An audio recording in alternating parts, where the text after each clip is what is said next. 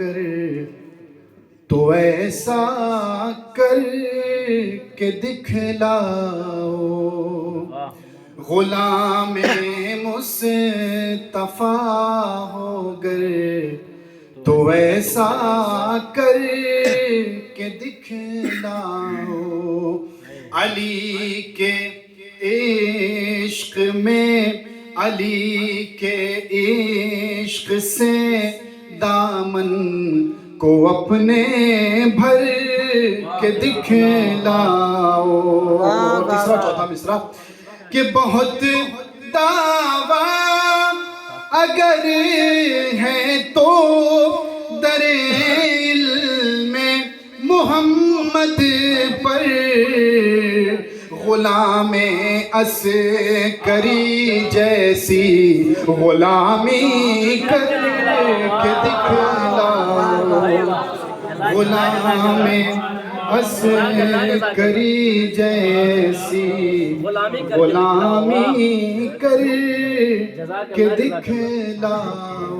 ایک اور سلوات پڑھ دے بر محمد والے۔ اللہم صلی علی محمد وآل محمد۔ ہم پہ تیرا احسان ہے اے بانی یہ تنظیم، اے بانی یہ تنظیم۔ بہرحال جو طلاب اور جو برادران ہندوستان کے ہیں وہ بہرحال جانتے ہیں کہ کس طریقے سے احسان ہے اور کیا کیا احسان ہے۔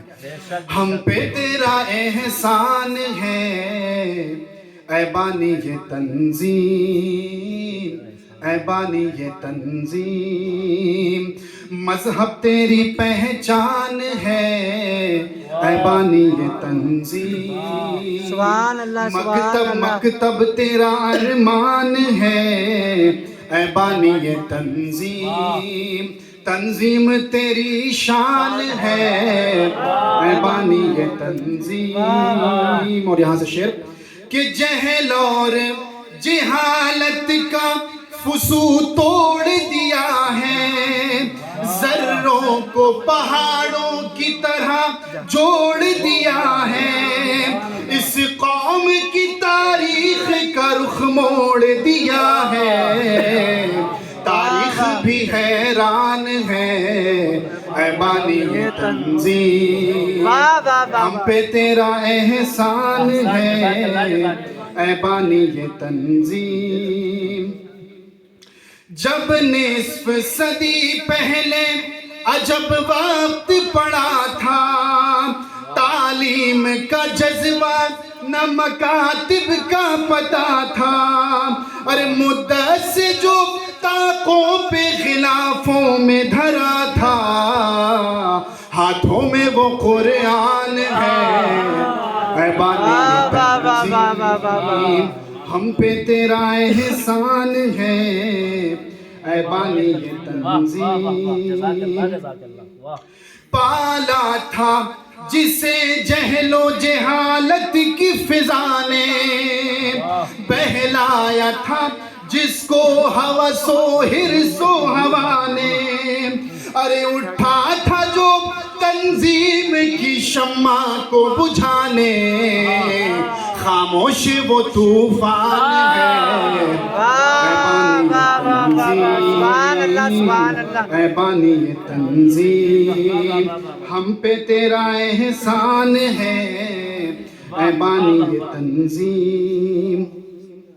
تو تنظیم سے تعلیم ہے، تعلیم سے ملت، تنظیم سے تعلیم ہے، تعلیم سے ملت، ہر فرد سمجھتا ہے مکاتب کی ضرورت، ارے باقی ہے زمانے میں جو تھوڑی سی جہالت، کچھ دیر کی مہمان ہے اے بانی یہ تنظیم، اے بانی یہ تنظیم، ہم پہ تیرا احسان ہے اے بانی یہ تنظیم۔ اور آخری شعر، زندہ رہے تا حشر زمانے میں تیرا نام، زندہ رہے تا حشر زمانے میں تیرا نام، ہر دور میں لہرائے یوں ہی پرچم اسلام. ارے پابند تیری فکر سلامت تیرا پیغام, یہ قوم کا ارمان ہے اے بانی تنظیم, اے بانی تنظیم. پر محمد والے محمد صلی اللہ علیہ وسلم. جزاک اللہ اللہم صلی علی محمد و آل محمد. آل محمد عجل فرجہ. بہت ہی اچھے جزاک اللہ, سبحان اللہ. بھائی جزاک اللہ جزاک اللہ. بانی تنظیم کے حوالے سے پیش فرما رہے تھے برادر عزیز علی جناب مولانا صفدر صاحب قبلہ امی. قیس زنگی پوری نے کیا پیارا شعر کہا تھا جب کہا میں نے کیا جلد سنورنے والے, اب تو بے موت مرے جاتے ہیں مرنے والے, ہم کو معلوم ہے دو چار ہی بس نکلیں گے امتحان گاہے محبت میں ٹھہرنے والے. واہ واہ واہ. ہم کو معلوم ہے دو چار ہی بس نکلیں گے امتحان گاہے محبت میں ٹھہرنے والے. حضرات گرامی مومنین, چونکہ اس جلسے میں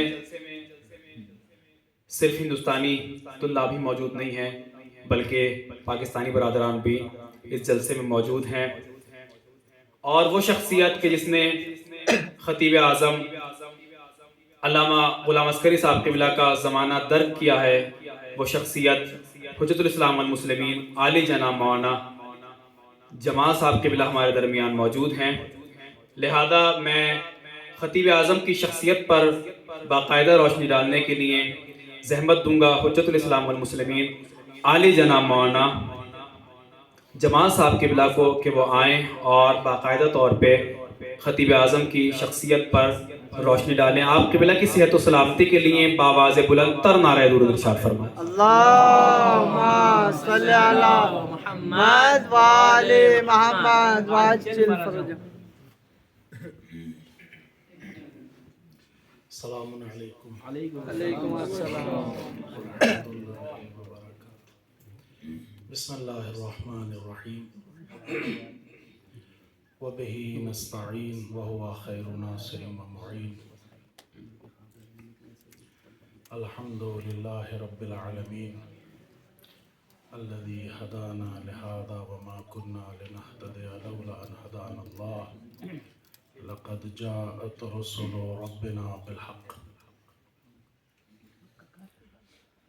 والصلاة والسلام على أشرف الأنبياء والمرسلين حبيب إله العالمين خاتم النبيين سيدنا ومولانا أبي القاسم محمد اللہم صلی علی محمد و آل محمد و عجل فرجہ.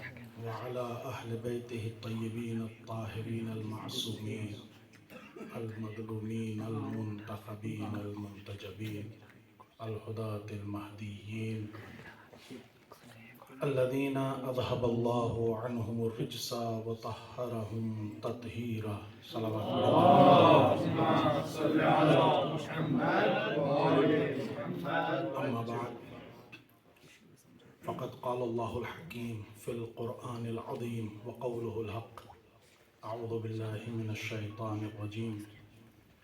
بسم الله الرحمن الرحيم. اقرأ باسم ربك الذي خلق خلق الإنسان من علق. اقرأ وربك الأكرم الذي علم بالقلم علم الإنسان ما لم يعلم. صلوات پر محمد وعلى محمد. اللہم صلی علی محمد و آل محمد و عجل فرجہ. کتنا وقت ہے جناب میرے پاس؟ پروگرام جیسا بنا ہے.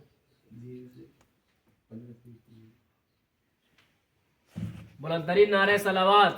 اللہم صلی علی محمد و آل محمد و عجل فرجہ.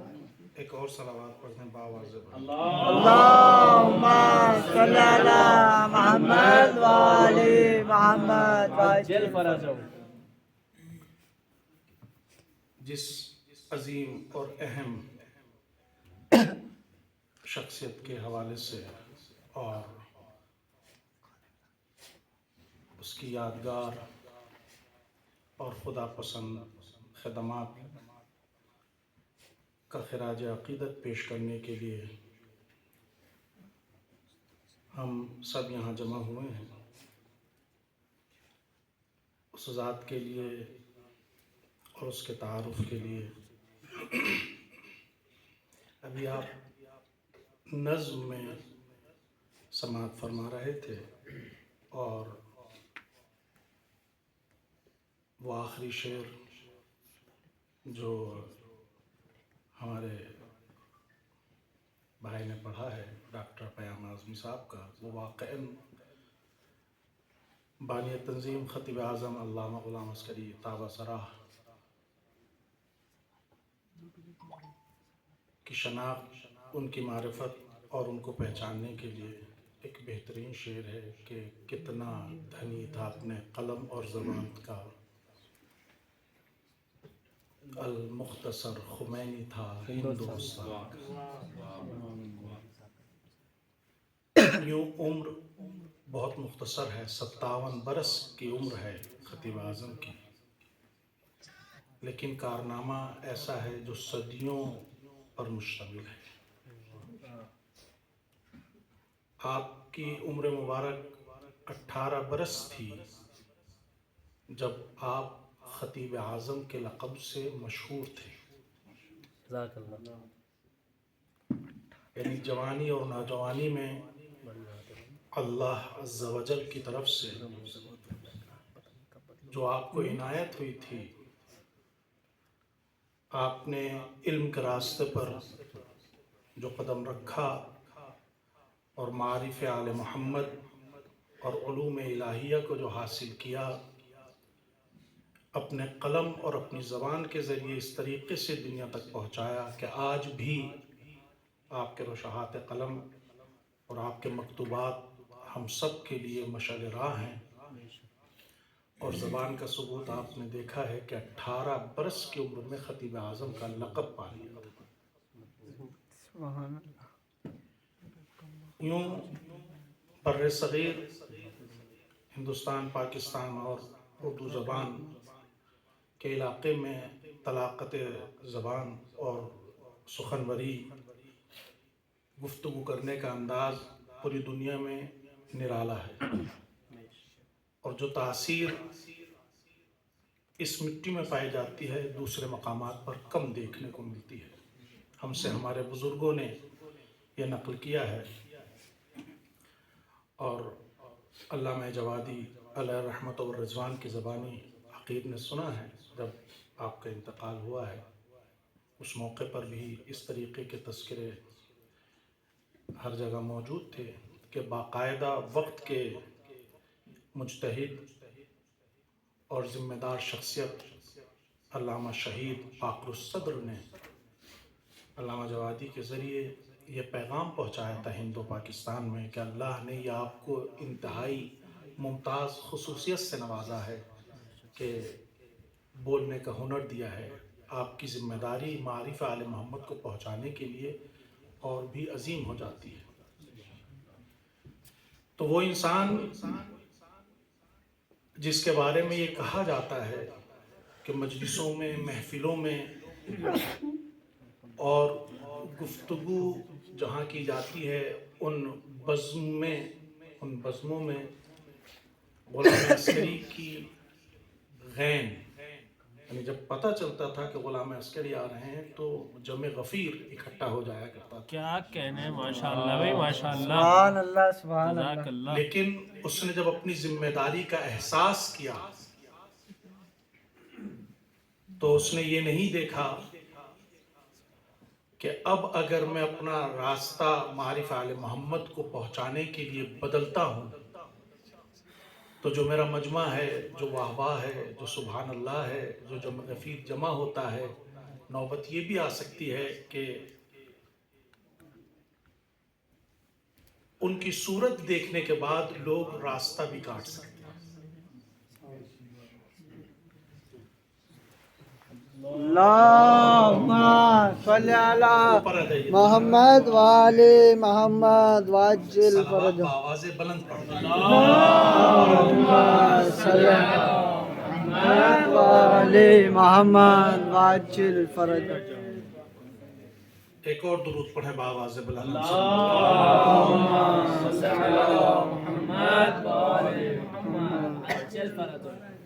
انہوں نے اپنی شخصیت کو نہیں دیکھا، انہوں نے یہ نہیں دیکھا کہ اگر میں راستہ چینج کرتا ہوں اپنی ذمہ داریوں کو نبھانے کے لیے تو اب کسی بزم میں جانے کے بعد مجھے لوگ ہاتھوں ہاتھ لیں گے یا مجھے دیکھ کر اپنا راستہ بدل سکتے ہیں. اس نے خلوص نیت کے ساتھ قدم آگے بڑھا دیا. کائنات میں پھیلے ہوئے سچے، مخلص اور خدا ترس انسانوں کی ایک انجمن اکٹھا کر لی. اللہ نے اس کے اس عزم و ارادے کا اس کو یہ جزا دی اللہ نے کہ میں بہت غور کرتا ہوں، اور آپ بھی اس نقطے پر توجہ دیں کہ جب ہمارا کوئی عزیز اس دنیا سے چلا جاتا ہے تو 1 سال 2 سال 5 سال 10 سال 20 سال 25 سال تک ہم اس کو یاد کرتے ہیں، اور اس میں بھی زیادہ تر کریکٹر اور کردار ان کا ہوتا ہے جو اس کے اعزاء اقارب ہیں، مختلف چیزیں ہوتی ہیں، لیکن بظاہر بے اولاد تھا، دولت اولاد سے محروم تھا، لیکن تشنگان علم و معرفت کو سیراب کرتا ہوا اس منزل میں وہ اتنی اونچائیوں پر پہنچ گیا کہ جب وہ تاریخ آتی ہے کہ جب وہ یاد آتا ہے تو پوری دنیا کے مختلف گوش و کنار میں اس کے لیے مجلس اور محافلیں برپا ہوتی ہیں. قابل مبارکباد ہیں، قابل ستائش ہیں، اور ہم بہت قدر کرتے ہیں یہاں اس پروگرام کے منتظمین کی، جامعۃ المصطفیٰ کی بھی، آپ طلاب و افاضل کی بھی، شرکت کرنے والوں کی بھی، منتظمین کی بھی، اور جنہوں نے پروگرام رکھا ہے وہ سب کی. لیکن یقین جانیے یہ کام آپ کا نہیں ہے، کوئی ایک طاقت ہے جو یہ کام کرا رہی ہے. کوئی وعدہ ہے اپنے مخلص بندوں سے جو ہمیں یہ بتا رہا ہے کہ من جاہد فینا لنہدینہم سبلنا. جن کی اولادیں ہوتی ہیں، جن کی نسلیں ہوتی ہیں، جن کے بیٹے ہوتے ہیں، وہ بھلا دیے جاتے ہیں، لیکن جو اللہ کے لیے کام کرتا ہے اس کی اولاد لا تعداد ہے.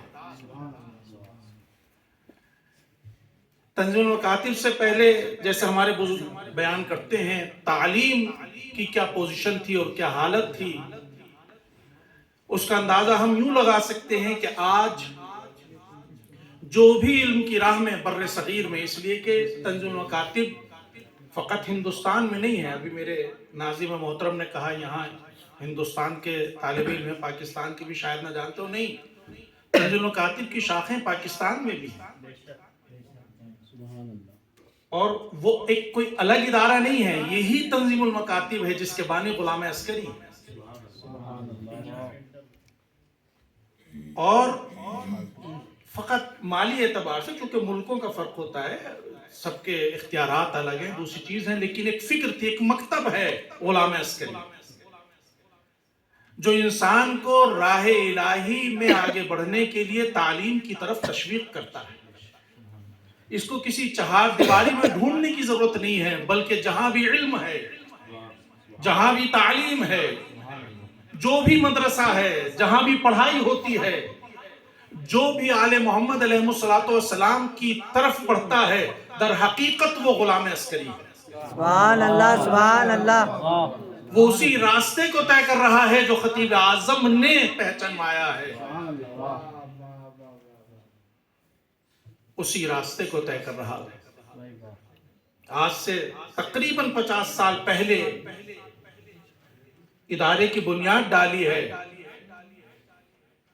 سینکڑوں میں صرف مکتب تھے، بہت زیادہ نہیں تھے، خدمات تھیں، مدارس تھے، لیکن آج وہ شجر طیبہ ایک مضبوط درخت کی حیثیت اختیار کر چکا ہے کہ جو نہ فقط تعلیم و تربیت کے شعبوں میں اپنے خدمات انجام دے رہا ہے بلکہ سماجی اعتبار سے بھی لوگوں کے لیے تربیتی اعتبار سے بھی گہوارہ بن چکا ہے اور بنا رہا ہے۔ خطیب اعظم طابہ سراہ کے لیے میں بس یہاں پر جو ان کی کچھ امتیازی خصوصیات ہیں، ظاہر وقت نہیں رہ گئے، بس 2-4 منٹ کے اندر جو 2-4 ان کی خصوصیات میں نے یہاں پر لکھ کے لایا ہوں وہ آپ کے سامنے پیش کرنا چاہتا ہوں، محض اس لیے تاکہ یہ تذکرہ کرنے کے بعد ہم یہ کوشش کریں کہ یہ باتیں ہم بھی اپنے اندر پیدا کر سکتے ہیں، اور اگر ہم چاہیں تو وقت کے غلام عسکری بن سکتے ہیں۔ سبحان اللہ، سبحان اللہ۔ علمی بصیرت اور دین فہمی، یہ آپ کی ایک ممتاز شخصیت، ممتاز خصوصیت ہے۔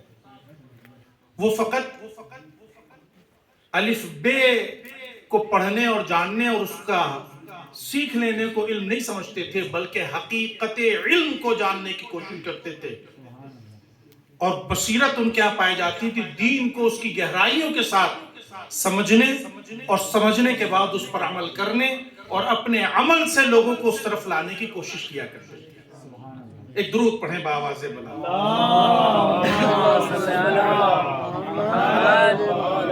علم کے ساتھ ایک مشکل یہ آ جاتی ہے، البتہ کم ظرفوں کے یہاں، کہ جہاں چند کلمات آدمی پڑھنا لکھنا سیکھ جاتا ہے تو اخلاق سے دور ہو جاتا ہے، لیکن خطیب اعظم نے اپنے عمل سے یہ بتایا ہے جو حقیقی عالم ہوتا ہے اور وارث علم ہوتا ہے وہ اخلاق کی بھی اعلیٰ منازل پر فائز ہوتا ہے۔ دوسری خصوصیت خطیب اعظم کی یہ تھی کہ آپ اعلیٰ اخلاق پر فائز تھے۔ تیسری آپ کے اندر خصوصیت خدمت خلق کا جذبہ ہے۔ ابھی آپ نے اس مقالے میں کہ جو بظاہر علامہ جوادی کے قلم سے مرقوم تھا، اور انہوں نے خطیب اعظم کے عمل کی طرف روشنی ڈالی ہے کہ دیکھیں کس قدر خدمت کا جذبہ ہے کہ سفر پہ بھی آتے ہیں، سفر سے بھی آتے ہیں تو اگر آنے کا وقت اپنے اس شہر میں جہاں رہتے ہیں وہ ٹائم اور وہ وقت ہے جو دفتر کا ہے، مدرسے کا ہے، تو گھر جانے کے بجائے پہلے کام کی طرف اور بعد میں اپنے گھر آرام کے لیے۔ ایک صلوات پڑھیں بآواز بلند۔ چوتھی آپ کی خصوصیت مثالی قیادت ہے۔ آپ نے قوم کا درد محسوس کیا اور محسوس کرنے کے بعد ایسی پروگرامنگ کی، برنامہ ریزی کی یہاں کی زبان میں کہ کس طریقے سے اس جہالت کی میت کو درگور کیا جا سکتا ہے اور کس طریقے سے علم کو روشن اور منور کیا جا سکتا ہے، اس کی بلند اونچائیوں پر فائز ہو جا سکتا ہے۔ پانچویں آپ کی خصوصیت دعوت و تبلیغ ہے۔ جو زبان خداوند عالم نے عطا کی ہے، جو قلم آپ کو عطا کیا ہے، اس کا ایسا استعمال ہے کہ قوم کو اس کی ذمہ داریوں کی طرف متوجہ کر دیا آپ نے۔ اس راستے میں یقیناً پریشانیاں ہوتی ہیں، مشکلات ہوتی ہیں، زحمتیں ہوتی ہیں، دشواریاں ہوتی ہیں۔ اگلی خصوصیت خطیب اعظم کی صبر و استقامت ہے۔ اگر انسان اپنے ارادے میں مضبوط اور اس کی نظر اپنے مقصد پر ہوتی ہے، پریشانیاں چاروں طرف سے ہوتی ہیں، تو جو چیز انسان کو ثابت قدم رکھتی ہے اور متزلزل نہیں ہونے دیتی ہے وہ یہی خصوصیت ہے جب آدمی کے اندر صبر اور استقامت پائے۔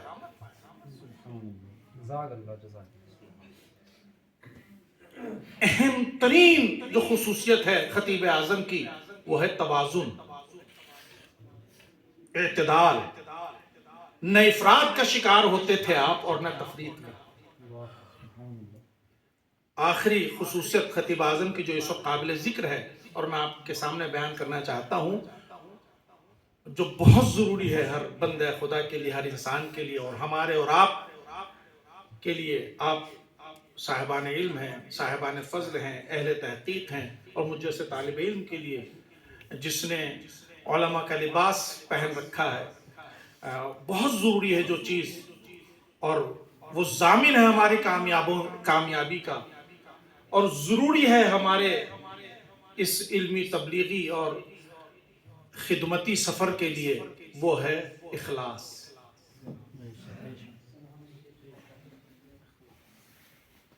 کبھی خطیب اعظم کی نظر میں یہ بات نہیں رہی کہ لوگ کیا کہیں گے، باقاعدہ مجالس اور آپ کے مقالوں کا عنوان رہا ہے خطیب اعظم علی اللہ مقامہ کہ لوگ کیا کہیں گے۔ یہاں پر آدمی بھٹک جاتا ہے، یہاں پر آدمی اپنے راستے سے منحرف ہو جاتا ہے، اس لیے کہ جب اس کی نظر میں لوگوں کی نظر ہو جاتی ہے تو اپنے مقصد کو کھو دیتا ہے۔